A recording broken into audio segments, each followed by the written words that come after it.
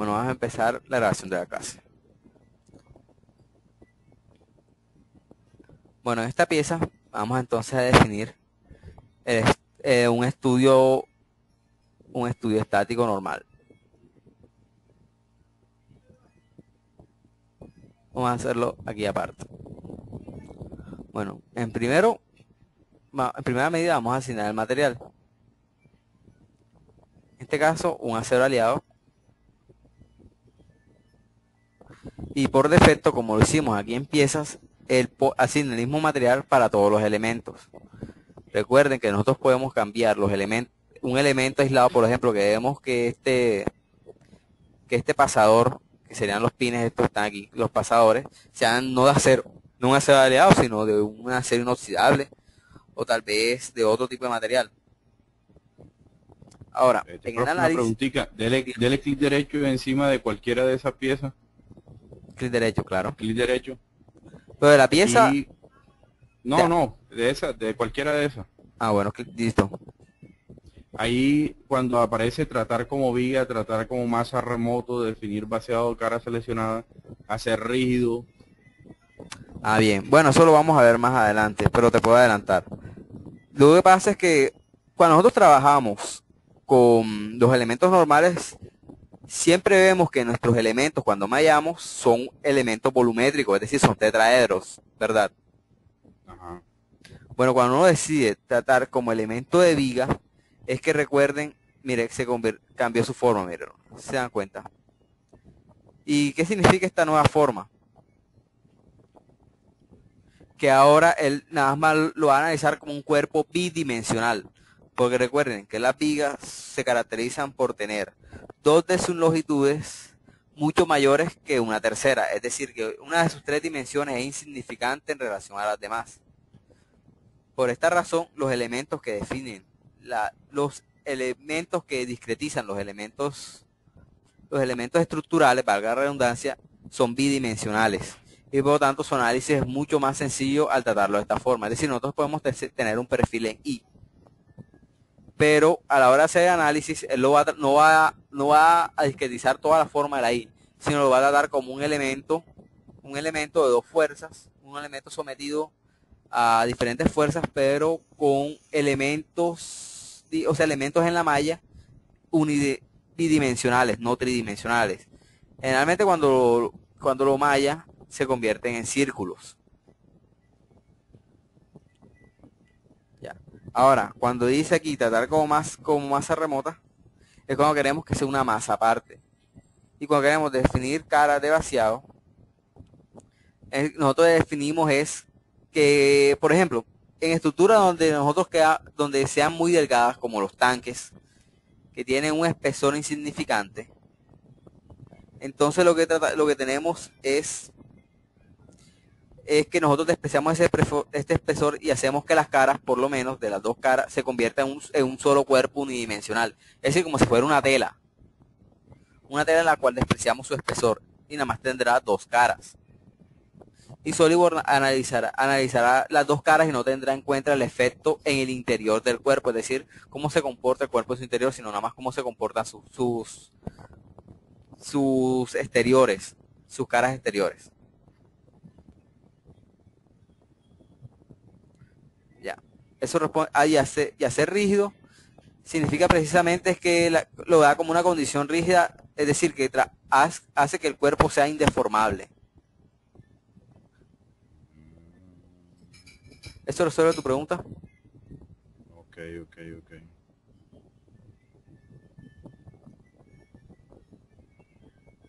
Bueno, continuando, vamos primero a realizar un análisis sencillo. Ya tenemos la pieza y vamos a dar una sucesión de geometría fija en un extremo.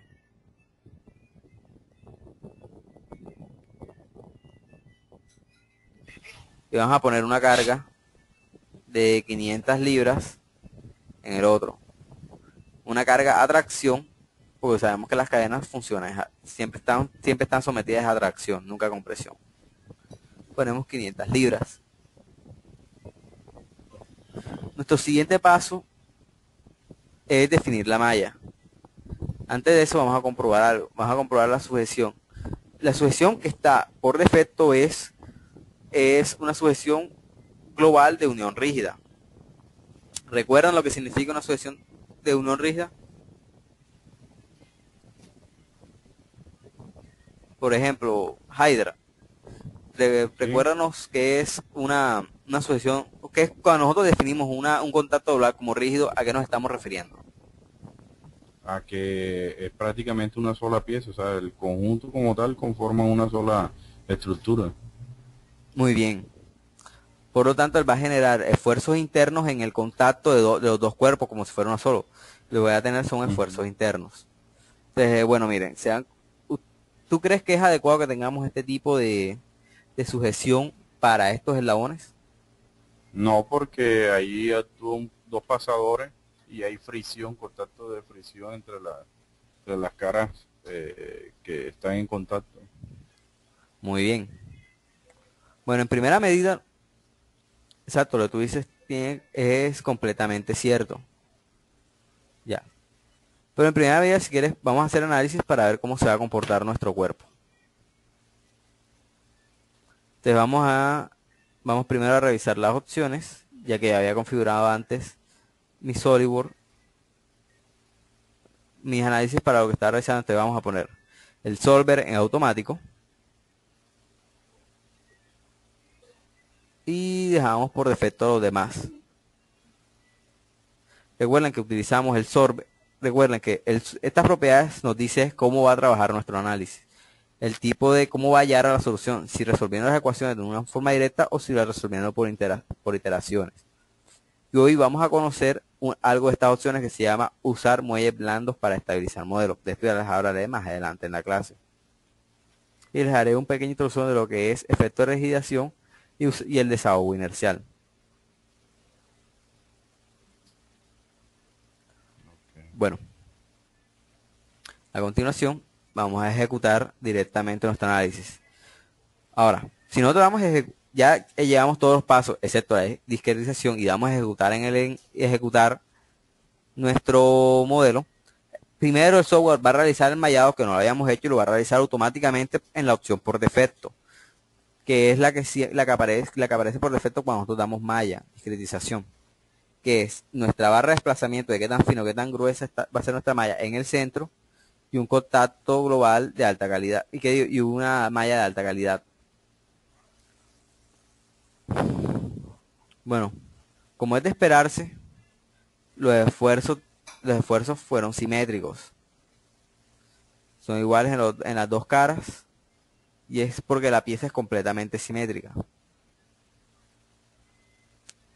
Aquí estamos viendo es una deformación exagerada a causa de que estamos trabajando,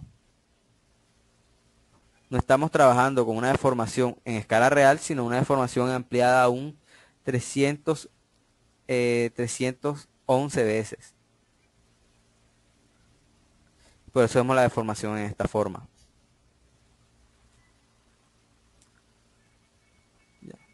Para ver en tamaño real, solo damos en formato escala real y vemos cómo realmente se iría a deformar nuestra pieza.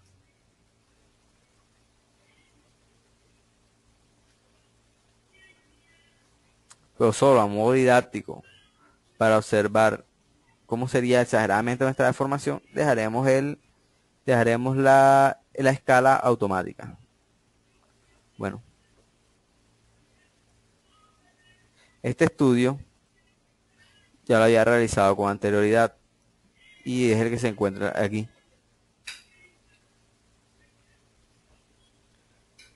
Como la condición que nosotros pusimos fue un contacto global de unión rígida, entonces el análisis fue bastante rápido. Si nosotros miramos en resultados, damos clic derecho y damos clic en mensajes del solver, podemos ver que el tiempo total de la solución apenas fue de 4 segundos. Es decir, que llegó a la solución de una forma muy rápida y eficaz. Pero también sabemos que nuestro contacto global no está muy bien definido porque está teniendo esfuerzos internos que no le permiten, que no permiten separar una pieza de la otra. Si podemos ver en la deformación exagerada, vemos que el contacto entre las dos, si ven el contacto entre las dos piezas, Sí, claro. la pieza se deforma, pero nunca pierde contacto con la otra. Porque es como si estuviera soldada una pieza con la otra. Y vemos que este no es un comportamiento totalmente real. Ahora, a continuación, vamos a duplicar nuestro análisis, que fue lo que hice aquí. Pero vamos a hacerlo nuevamente y ahí después solo les muestro el resultado. Duplicamos nuestro análisis. Conservamos la misma configuración. Ahora lo que vamos a hacer es, como deseamos analizar son los elementos de nuestra cadena, entonces no vamos a tener en cuenta los pines. Como ya todos sabemos, los elementos de unión en una estructura, en una máquina, se diseñan para que sean los últimos en fallar. Lo último que nosotros queremos es que un elemento de unión falle.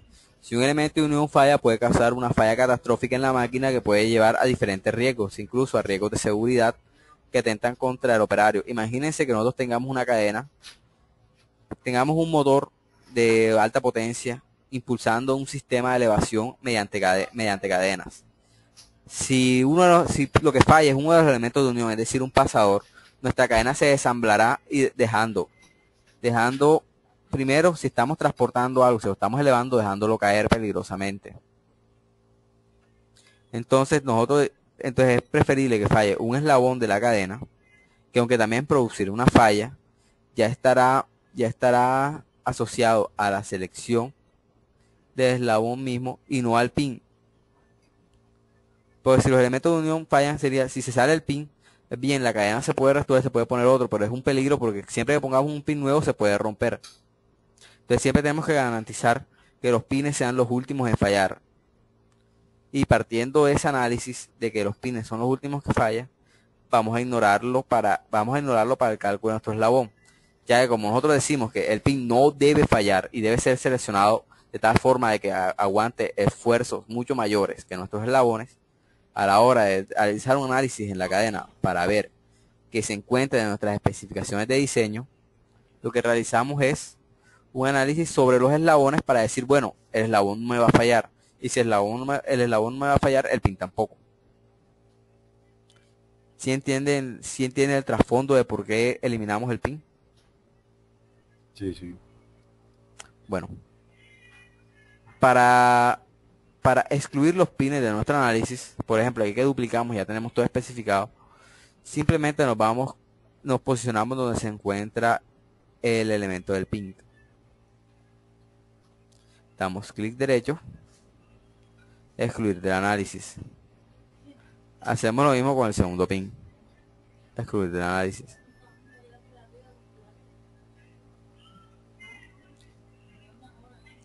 Listo.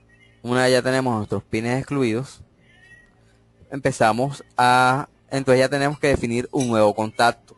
Como anteriormente, en nuestra definición anterior teníamos el pin, que es un cuerpo sólido que va a interactuar con los demás.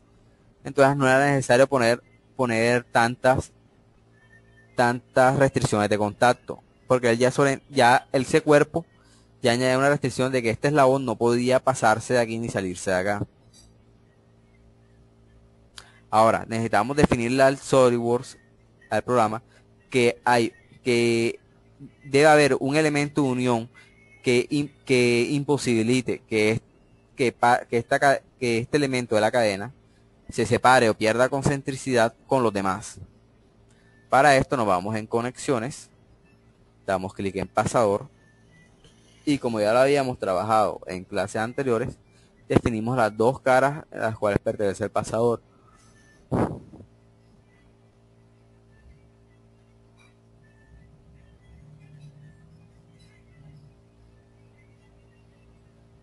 Y quitamos el anillo de retención, debido a que los pasadores de estas cadenas sí se trasladan fácilmente entre ellas, porque se les puede, aunque quedan con aunque quedan fijos a este punto, se pueden desensamblar fácilmente sin quitar un anillo de retención que tengan. Así que la condición de anillo de retención se la quitamos. Aceptar.